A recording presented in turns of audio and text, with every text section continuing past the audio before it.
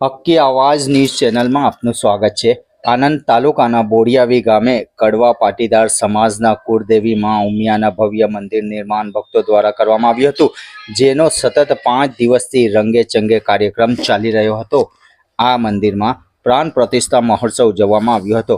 ભક્તોએ ઉત્સાહભેર ભાગ લીધો હતો, જેમાં હટકે જથ્થટ જનમેદની અને સંતો મહંતો દ્વારા મંત્રોચ્ચાર સાથે મૂર્તિનો પ્રાણ પ્રતિષ્ઠા મહોત્સવ પૂર્ણ કરવામાં આવ્યો હતો। આ પ્રસંગે જમીન આપનાર દાતા તેમજ મહોત્સવમાં ઉપસ્થિત ભક્તો માટે ભોજન પ્રસાદીની વ્યવસ્થા તેમજ ભોજન માટે દાન આપનાર દાતાઓનો સંસ્થા ટ્રસ્ટીઓ દ્વારા ખૂબ ખૂબ આભાર વ્યક્ત કરવામાં આવ્યો હતો। રિપોર્ટ રૂઝે બરબ।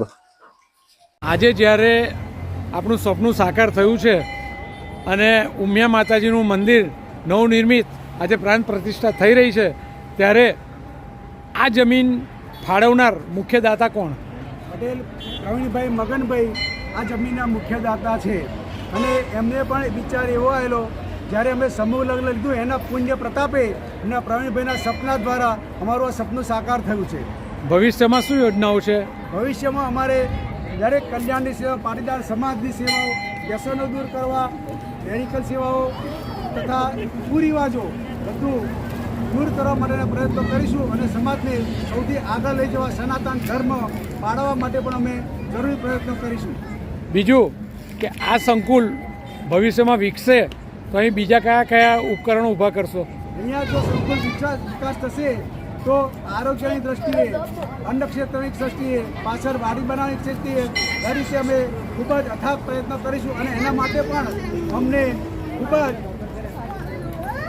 જ અમને અવિરત દાન પણ મળતું રહે છે અને માતાજીની પ્રેરણા પણ અમને મળતી રહે છે।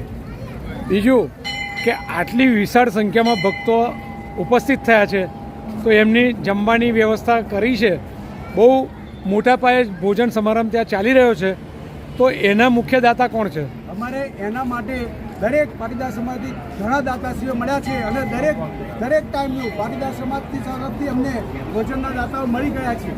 છેલ્લા કેટલા દિવસથી ચાલે છે? છેલ્લા 4-5 દિવસથી અમારો ભોજનનો કાર્યક્રમ ચાલી રહ્યો છે। સરેરાશ રોજ કેટલા માણસ જમે છે? સરેરાશ 1000, 1500, 2000, 2500 અને આજે 7થી 8000 માણસોનું ભોજન સમારંભ ચાલી રહ્યો છે। હવે પછી જ્યારે આવો કોઈક સમૂહ લગ્ન કે એવું હશે તો દાતાઓ નિર્ભર થશે કે સંસ્થા ઉમિયા મંદિર ઉજવશે? અમારે માતાજીના આશીર્વાદ મળશે તો અમે આ સતત આવા ધાર્મિક કાર્યક્રમો કરતા રહીશું અને માતાજીના આશીર્વાદ મળતા જ રહેશે। અમે આટલી સરસ છે આપણે જ્યારે આ સંસ્થા ઊભી કરી છે, મંદિર ઊભું કર્યું છે, તો માતાજી એમની અસીમ કૃપાઓ વડે, એમના આશીર્વાદ વડે આપના સુંદર ભવ્ય આયોજનોને પાર પાડે એવી શુભેચ્છા પાઠવું છું। બોલ શ્રી ઉમિયા।